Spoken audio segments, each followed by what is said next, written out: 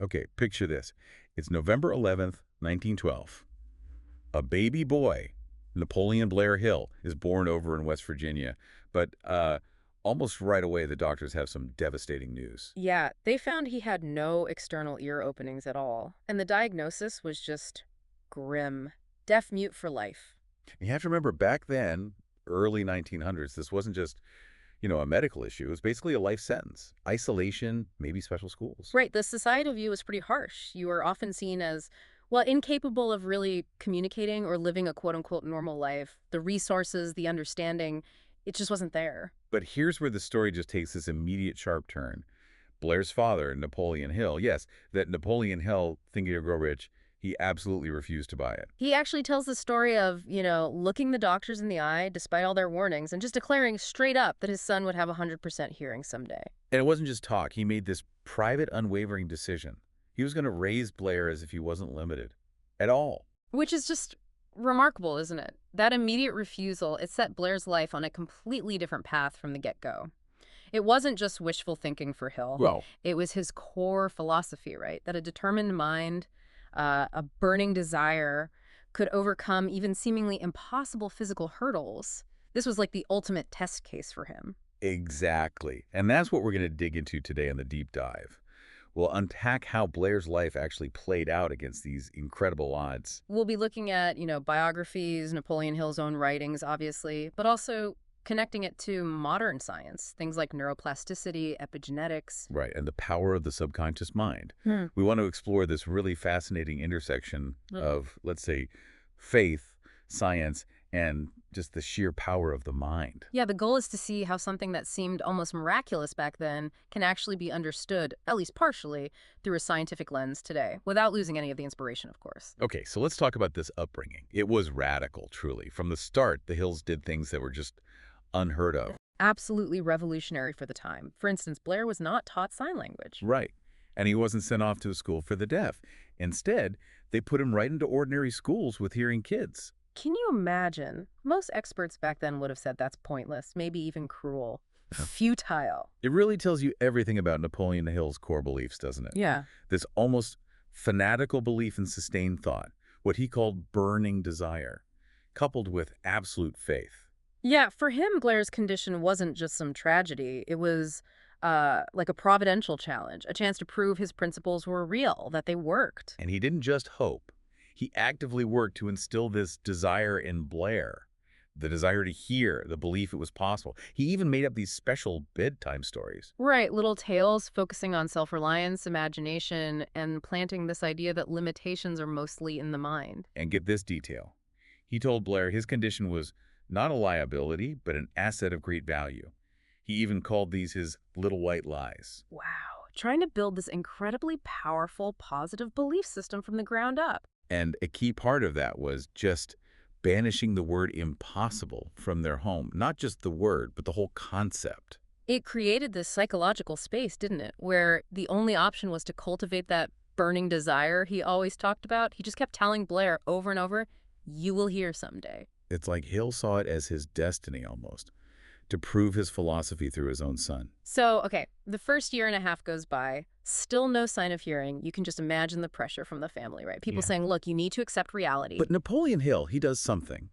Well, pretty controversial, even for him. He starts secretly taking toddler Blair to a chiropractor. Secretly, Yeah. against the wishes of Blair's mother, his uncles. I mean, that takes some serious conviction or defiance. 3 times a week, starting when Blair was about 18 months old, gentle spinal adjustments. And then after about a month, a breakthrough. Yeah, Hill reported that he'd clap his hands behind Blair's back, and Blair would actually turn his head. The very first response to sound, something the doctor said couldn't happen. And it wasn't a one-off. The improvement continued. By the time Blair was 4, Hill estimated he had about 65% of normal hearing. Which was enough, remarkably, for him to learn to speak. Yeah. And to get through regular school, primary, junior high, high school. Though he still needed help, right? Lip reading, teachers having to shout pretty close to him. Yeah. But still, amazing progress. And then came this other fascinating discovery. Bone conduction. They found out Blair could actually feel music. Oh. By clamping his teeth down on the cabinet of their phonograph, their Victrola, he could perceive the melodies through the vibrations in his skull. Wow. So that proved it, didn't it? And an auditory pathway did exist somehow, even without the normal ear canals. His brain was finding some way to get the signal. Exactly. It showed the nerve connection was there. The brain was interpreting something as sound. Which leads us to maybe the biggest medical puzzle of all. When Blair was in college, his father took him to see this noted ear specialist, Dr. Irving Voorhees. And Dr. Voorhees did x-rays. And the results were just astounding. They showed absolutely no physical ear canals connecting to the inner ear or the brain. None. So the doctor's reaction was basically, theoretically, this boy should not be able to hear at all. But he clearly could. He could hear, he could speak normally. It challenges everything, doesn't it? How do you explain that physiologically? Even Napoleon Hill admitted, pretty humbly actually, that he didn't know how it happened. But he was absolutely sure why it happened. Right. His conclusion was unwavering. Nothing is impossible to the person who backs desire with enduring faith. That was his proof, his validation. It really does feel like a direct challenge to our neat categories, forcing us to ask, what are the real limits of human adaptation? And the story doesn't stop there. There's another huge step. Blair's senior year of college. This is the early 1930s now. Technology catches up, in a way. Yeah, this company, Dictograph Products, Inc., they made the Acousticon hearing aids. They heard about Blair's unique situation. And, almost like fate, they decided to custom design a powerful hearing aid just for him, tailored to his specific needs. And when he put it on, switched it on. What happened? Near 100% normal hearing, just like that. After a whole life of straining, of lip reading, of feeling vibrations, suddenly clarity, voices, music, the everyday world. That must have been just incredibly emotional, the fulfillment of that lifelong declaration by his father. Absolutely, a personal triumph, the validation of the philosophy. But it didn't end there for Blair. No, he immediately saw a bigger picture, didn't he? He felt this pull, this purpose to, as he put it, convert his handicap into an asset of benefit to millions. He didn't just feel it, he acted on it. Wrote this really heartfelt letter to Dictograph that got him an invitation to their headquarters in New York. And he didn't just go for a meeting, he showed up prepared. Totally prepared. He'd already worked out this whole detailed plan for how Dictograph could reach deaf and hard of hearing people all over the world, how their tech could change countless lives. And Dictograph. They were blown away, hired him on the spot to put his plan into action. So he ends up traveling, speaking, inspiring, as Hill wrote, hundreds and thousands of people who could neither hear nor speak, turning his struggle into this incredible life of service. It's an amazing arc, and his life continued to be impactful. He went back to West Virginia, became a successful businessman, a self-made millionaire, actually, and a respected civic leader. Lived a full life, got married, had a child, kept his hearing and speech with the help of improving hearing aid technology. He passed away in 1975 at 62. And for Napoleon Hill, Blair was always, well, he called him his greatest achievement, the most powerful, living proof of everything he wrote about in Think and Grow Rich, the unyielding power of a made-up mind. It really hammers home that idea, Hill had. No one is ever defeated until defeat has been accepted as a reality. Blair just never accepted it. Never. And because he didn't, he rewrote a story that started with disability into one of just extraordinary success and meaning. Okay, so for a lot of people listening, this story might sound almost mystical, right? Defying the medical logic of the time. But this is where, we try to connect the dots for you. Exactly. Because now, over a century later, science actually offers some really compelling ways to understand what might have been happening, ways that resonate surprisingly well with what Napoleon Hill was observing intuitively.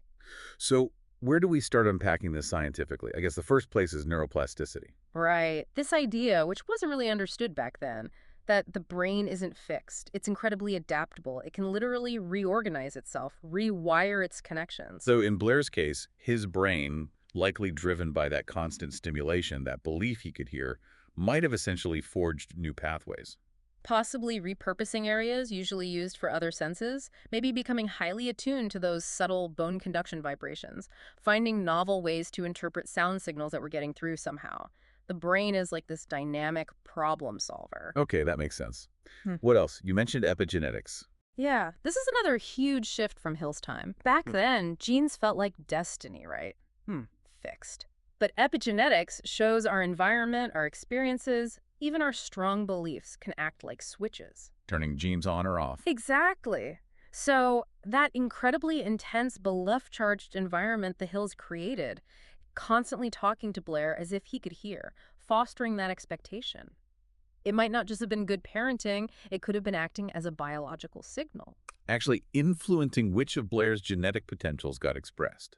Maybe unlocking latent abilities for auditory processing. It's a real possibility. It shows how the mind's input can actually shape the body's output, right down to the cellular level. It's not just in the head. Okay, and then there's the subconscious mind and the healing response. Hill was huge on autosuggestion visualization. Right. He was essentially programming Blair's subconscious with the absolute assumption, the conviction of hearing. And we see parallels today with the placebo effect, don't we? Yeah, where belief alone can trigger real physiological changes. The brain releasing endorphins, dopamine surges, real measurable effects based purely on expectation. Precisely. Now, nobody's saying positive thinking magically grew Blair new ear canals, but that unwavering expectation, held by both father and son, likely engaged powerful mind-body feedback loops. Priming his system, Yeah. making it hyper-receptive to any available auditory input, amplifying the body's own incredible adaptive abilities. It seems plausible. Hill's intense faith could be seen as a kind of focused intention, activating neural networks associated with healing and adaptation.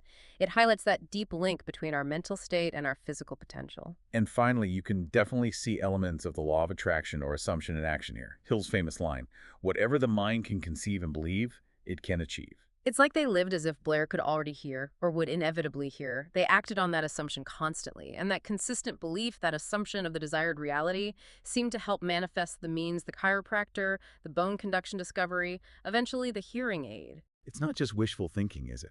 Psychology shows that kind of focused, optimistic mindset changes behavior. It increases persistence, creativity, and problem solving. Right. It leads people to take different actions, notice different opportunities, ultimately creating different outcomes. It can look like a self-fulfilling prophecy because belief shapes action and action shapes reality. For the Hills, the law that Blair would hear was held so strongly, reality sort of bent towards it. So wrapping this up, what does Blair Hill's story really mean for you listening now? It feels like this incredible blend, doesn't it? Practical action, relentless effort, unwavering belief. And insights that, remarkably, science is now starting to illuminate. What Hill described in his own more spiritual terms, infinite intelligence, nature working miracles, desire transmuting itself, we can now explore through concepts like neuroplasticity, epigenetics, psychosomatic responses. Yeah, his journey really seems to unveil something fundamental about our potential, doesn't it? About how deeply interconnected our minds and bodies truly are. It forces us to maybe rethink what we label as impossible. Absolutely. Blair Hill's life makes you wonder, what other powers might be lying dormant inside each of us, just waiting for that spark of belief coupled with that relentless effort. It's really a powerful testament, isn't it, that when you blend that unwavering belief with dedicated, persistent action, you really can start to unlock incredible possibilities and maybe even rewrite the limitations we thought were set in stone.